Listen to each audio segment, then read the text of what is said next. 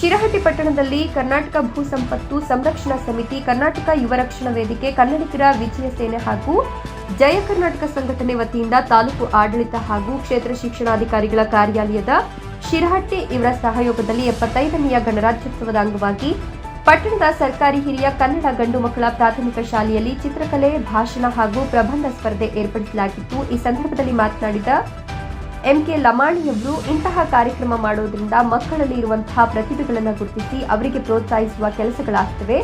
ಮಕ್ಕಳಲ್ಲಿ ಸೃಜನಾತ್ಮಕ ಕಲೆ, ಸಾಹಿತ್ಯ, ಸಂಸ್ಕೃತಿ ಅಭಿವೃದ್ಧಿಗೆ ಪ್ರೇರಕವಾಗ್ತದೆ. ಇಂತಹ ಕಾರ್ಯಕ್ರಮ ನಡೆಸಿಕೊಟ್ಟ ಎಲ್ಲ ಸಂಘಟನೆಗಳ ಅಧ್ಯಕ್ಷರಿಗೆ ಧನ್ಯವಾದವನ್ನು ಅರ್ಪಿಸಿದರು.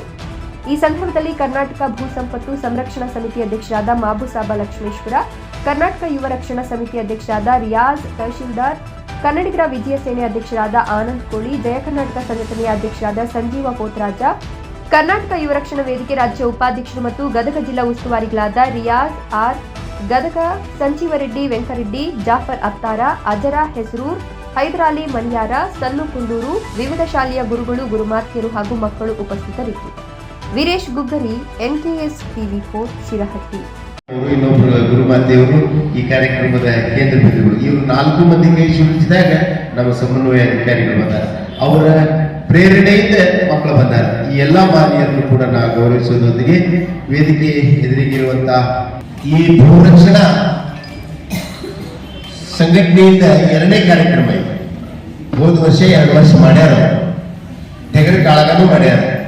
ಬೇರೆ ಬೇರೆ ಕ್ರಿಕೆಟ್ ಕ್ರೀಡಾಕೂಟನೂ ನಡೆಸ್ಯಾರ. ಆದ್ರೆ ಈ ಮಕ್ಕಳಿಗಾಗಿ 75ನೇ ವರ್ಷ ನಾವು ಕಳೆದಿರುವಂತಹ ಗಣರಾಜ್ಯೋತ್ಸವದ 75ನೇ ಸುವರ್ಣಾಕ್ಷರದಿಂದ ಬರೆದಿಡುವಂತ, ಈಗಾಗಲೇ ನಿಮ್ಗೆ ಗೊತ್ತಿರುವಂತ ಕರ್ನಾಟಕದ ನಾಡಿನ ತುಂಬೆಲ್ಲ ಒಂದು ರಥಯಾತ್ರೆ ಹೊರಟೈತಿ. ಎಲ್ಲಾ ಕಡೆ ನಾಡಿನ ಪ್ರತಿಯೊಂದು ಹಳ್ಳಿಗಳಿಗೆ ಅದು ಸಂಚಲನೆ ಮಾಡಿ ಅದು ಕೊನೆಗೆ ಈ ಬರಲಿರುವಂತ ನವೆಂಬರ್ 1ಕ್ಕೆ ಅದು ಮುಕ್ತಾಯ ಹಂತವನ್ನು ತಲುಪುವಂತ ಒಂದು ಸುವರ್ಣ ಅಕ್ಷರದಿಂದ ಬರೆದಿಡುವಂತ ಒಂದು ಕಾರ್ಯಕ್ರಮ. ನೀವು ಮಕ್ಕಳು ಅದಕ್ಕಾಗಿ ಏನ್ ಮಾಡೋದಕ್ಕೆ ಬಂದಿರಿ? ಚಿತ್ರಕಲೆ ಆ ವಿಷಯಕ್ಕೆ ಸಂಬಂಧಿಸಿದೆ, ಭಾಷಣ ಆ ವಿಷಯಕ್ಕೆ ಸಂಬಂಧಿಸಿದೆ, 75ನೇ ಗಣರಾಜ್ಯೋತ್ಸವದ ವಿಷಯಕ್ಕೆ ಸಂಬಂಧಿಸಿದಂತ ಬೇರೆ ಯಾವುದಕ್ಕೂ ನೀವು ಅದರೊಳಗೆ ಅಳವಡಿಸ್ಕೋಬಾರ್ದು. ಪ್ರಬಂಧ, ಈ 3 ವಿಷಯವನ್ನ ತಮ್ಮ ಎದುರಿಗೆ ಸಾದರಪಡಿಸ್ಯಾರ ನಮ್ಮ ಸಂಘಟನೆ ಎಲ್ಲ ಪದಾಧಿಕಾರಿಗಳು. ಹಲವಾರು ಸಂಘಟನೆ ಉದ್ದೇಶ ಏನಂದ್ರೆ ನಮ್ಮ ನಾಡು ನುಡಿ, ನೆಲ ಜಲ, ಭಾಷೆ ಇವು ಸದೃಢವಾಗಿದ್ರೆ ಈ ಸಮಾಜ ಮತ್ತು ಈ ವ್ಯವಸ್ಥೆ ಮತ್ತು ಈ ಮಕ್ಕಳ ಬೆಳವಣಿಗೆ ಸದೃಢವಾಗಿರ್ತದೆ. ಈಗ ನಿಮಗೆ ಒಂದು ಹೊಸ ಬೀಜ ಬಿತ್ತಾರೆ. 75ನೇ ಗಣರಾಜ್ಯೋತ್ಸವ ಯಾವಾಗ ಜಾರಿ ಆಯ್ತು, ಯಾರು ಜಾರಿ ತಂದ್ರು, ಯಾವಾಗ ಅದನ್ನ ನಾವು ಅನುಭವಿಸಿದ ಮೇಲೆ ಎಷ್ಟು ವರ್ಷ ಕಳೆದ್ವಿ, ಅದರಿಂದ ಏನೇನು ಬೆಳವಣಿಗೆ ಆಯ್ತು, ಅದರ ಕಾರಣಭೂತರಿ ಆಯ್ತು, ಅದಕ್ಕೆ ತರೋದಕ್ಕೆ ಏನು ಮಹತ್ವಪೂರ್ಣಗಳ ಬದಲಾವಣೆ ಆಯ್ತು, ಸಂವಿಧಾನದೊಳಗೆ ಅದಕ್ಕೆ ಯಾವ ಸ್ಥಾನಮಾನಗಳನ್ನು ಕೊಟ್ಟು ಅನ್ನೋದನ್ನ ನೀವು ಮನವರಿಕೆ ಮಾಡಿಕೊಡುವಂತ ಒಂದು ಒಳ್ಳೆ ಸುವರ್ಣಾವಕಾಶ ವೇದಿಕೆ ಕಲ್ಪಿಸ್ಯಾರ. ನೋಡ್ರಿ, ನಾನು 26ನೇ ತಾರೀಕಿಗೆ ನಿಮಗೆಲ್ಲ ಪ್ರಶಸ್ತಿಗಳನ್ನ ನಮ್ಮ ಮಾಬೂಸಿಯವರು, ನಮ್ಮ ಸಂಜು ಅವರು, ನಮ್ಮ ಕೋಳಿಯವರು, ಈ ಎಲ್ಲಾ ಪದಾಧಿಕಾರಿಗಳ ನೇತೃತ್ವದೊಳಗೆ ನೀವು ಪ್ರಶಸ್ತಿ ಕೊಡ್ತೀವಿ. 3 ವಿಭಾಗಕ್ಕೆ, ಚಿತ್ರಕಲಾ ವಿಭಾಗಕ್ಕೆ, ಭಾಷಣ ವಿಭಾಗಕ್ಕೆ, ಪ್ರಬಂಧ ವಿಭಾಗಕ್ಕೆ, 3 ವಿಭಾಗಕ್ಕೆ 1, 2, 3 ಪ್ರಥಮ, ದ್ವಿತೀಯ, ತೃತೀಯ 3 ಸ್ಥಾನಗಳಿಗೆ 26ನೇ ತಾರೀಕಿಗೆ ನಾವು ಪ್ರಶಸ್ತಿಗಳನ್ನು ಕೊಡ್ತೀವಿ. ನಮ್ಮ ಭಜೇಂದ್ರಿ ಸರ್ ಹೇಳಿದಾಗ ಪ್ರಶಸ್ತಿಗೆ ಯಾರು ಅನ್ನೋದು ಬಹಳ ಬಾಗುಂಟು.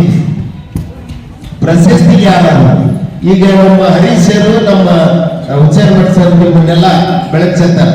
ಮುಖ್ಯವಾಗಿ ನಮ್ಮ ಅನೇಕರನ್ನ ನಾವು ಚಿಕ್ಕವಾಗಿಂದ ನೋಡಿದ್ದೀವಿ ನಮ್ಮ ವಿದ್ಯಾರ್ಥಿಗಳಾಗಿದ್ದಾಗ.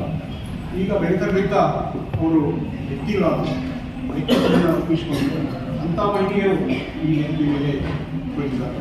ಅವ್ರನ್ನ ಸಹಜವಾಗಿ ಬೇರೆ ಬೇರೆ ಆಕ್ಟಿವಿಟೀಸ್ ನಡೆದಾಗ ಒಂದು ಶಿರಹಟ್ಟಿ ತಾಲೂಕು ಒಂದು ಕಾರ್ಯಕ್ರಮ, ಅಲ್ಲೇ ಅವರು ಭಾಗವಹಿಸಿದ ರೀತಿ, ಒಂದು ವಿಶೇಷ ಒಂದು ದಿನಾಚರಣೆ, ಅವರ ಒಂದು ವ್ಯಾಟ್ಸಪ್ ಮೂಲಕ ಸಂದೇಶವನ್ನು ನಾವು ಕೇಳ್ತಾ ಇದ್ದೇವೆ. ಆದರೆ ಲೈವ್ ಆಗಿ ಅವರನ್ನು ನೋಡೋದು ಮನಸ್ಸಿಗೆ ಬಹಳಷ್ಟು ಹಿತವನ್ನು ಆಗ್ತಕ್ಕಂಥ ಒಂದು ಸಂದರ್ಭ ಇದು.